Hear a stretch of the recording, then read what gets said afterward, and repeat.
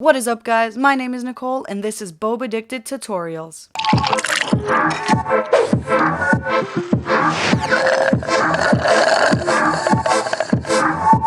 As you guys know from the title of the video, we are going to be making lychee jelly, and yes, I'm going to be pronouncing it lychee this whole time, not lychee. Please do not roast me. And it was actually really hard to find a recipe to make it, but we will be going off of a recipe from Runaway Rice. It's going to be linked in the description below. I'm modifying her recipe just a little bit, but feel free to follow whichever way you like. For this recipe, you're going to need some cans of lychee and syrup. I had two 8-ounce containers, which was more than enough. After that, you're going to get some unflavored gelatin. Open up your cans and strain the fruit and the syrup into two separate containers. Pour 1 cup of the syrup into a bowl or a baking dish and sprinkle in 4 teaspoons of gelatin.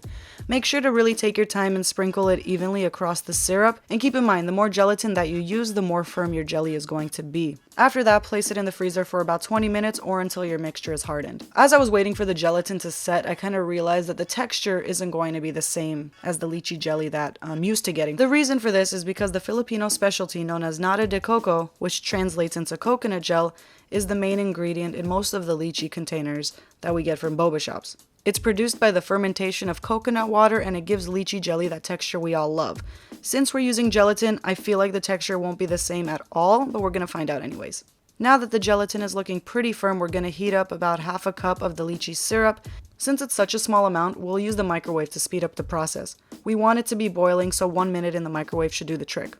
Now we're going to pour the hot syrup over the gelatin and whisk until all the gelatin is dissolved. I also like to scoop out the bubbles, but you don't have to. Next, we're going to add some pieces of the lychee fruit that we cut up from the can. You don't have to do this, I was just curious to see how it'll taste. You're going to set your mixture into the fridge and let it set. This is going to take a couple hours. A jello texture is what you're looking for in terms of understanding if it's ready or not. If it's liquidy, it's not ready. Now we'll cut it up into cubes and try it out. You want your cubes to be nice and small so they could fit through a boba straw. Ours were a little too big, but it's okay, Mom, I forgive you.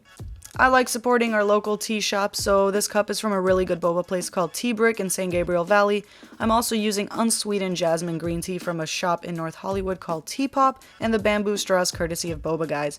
I also added some of the leftover syrup from the lychee can to flavor our tea. As I already anticipated, the texture isn't like the lychee jelly you'd get from your typical boba shop. The jelly was more like a jello texture, which isn't necessarily a bad thing. It had a super subtle taste and wasn't overly sweet. The reason for this in my case is that our lychee was in a, quote, light syrup, so if it was in a regular syrup, it probably would have been sweeter and probably better. As far as the lychee pieces inside the jelly go, those were really, really good and I wish I added more. If you guys like this quote-unquote tutorial, please hit that subscribe button. If you like how I pronounce lychee, give it a thumbs up. If you'd rather me pronounce it lychee, give it a thumbs up. And if you guys have any suggestions on what I should make next, let me know in the comments and I'll see you guys in the next one.